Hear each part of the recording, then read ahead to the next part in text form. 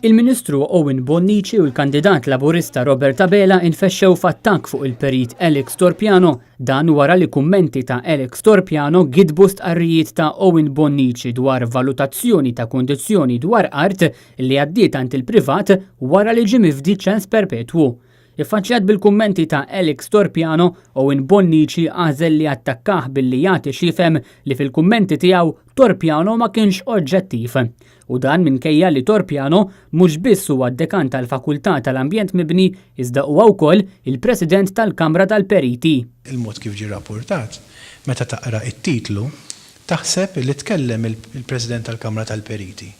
U għadda ġudizzju oġġettiv meta fil-fatt inserta li dan il-perit huwa kemm il-President tal-Kamra tal-Periti. Kif ukoll huwa il-perit illi kien involut f'dan ix-xogħol. L-istorja tirrigwardja art li minant il-Gvern kienet għaddiet għand kumpanija privata b'ċens perpetwu u wara li ġie mifdi ċens imbjat lil kumpanija privata oħra.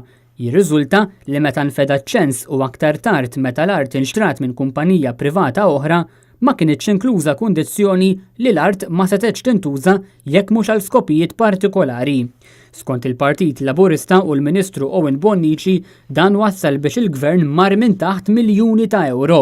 Imma din id-dikjarazzjoni ġiet imkitba minn Alex Torpiano li bil-kummenti tiegħu insista li mhux veru li l-istima tal-kundizzjoni kienet tirriżulta f'miljuni ta' euro.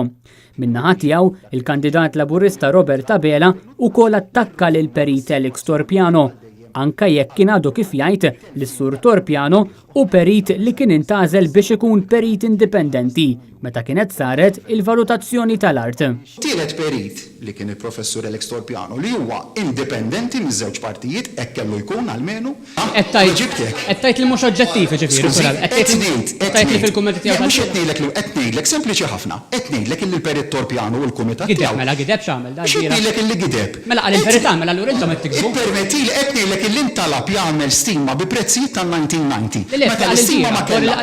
X'qal il-bieraħ? Il-bieraħ qal li kieku il-valutazzjoni tal-kundizzjoni saret skont il-kalkoli tal-2009 ma kienx ikun hemm u mhux tal-1990 ma kienx ikun hemm id-differenza ta' miljuni li intom f'dal press conferences li lkom tagħmlu xahar. Ma kienx ikun hemm dik il-differenza. Imma il-perit Torpiano qed jiżvija kompletament. Waqt il-konferenza tal-aħbarijiet il-Ministru Bonnici kompla bil-kampanja ta' mibeda personali billi qal li d-deputat Jason Azzopardi juħati għaliex kumpanija privata poġġiet ismu fuq lista ta' xhieda f'każ illi għandha kontra kumpanija privata oħra.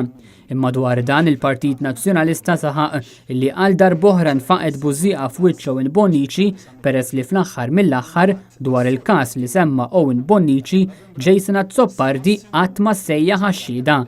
Bil-Partit Nazzjonalista jgħid li danu sinjal għal darb'oħra tal-istrateġija falluta ta' Joseph Muscat li qed jitfattajn, jivvinta u jikdeb biex iħammeġ lil ħaddieħor peress li qata' qalbu li jiddefendi l-korruzzjoni tiegħu stess. Ħallas madwar 900,000 euro fi flus, il-bqija s-sorba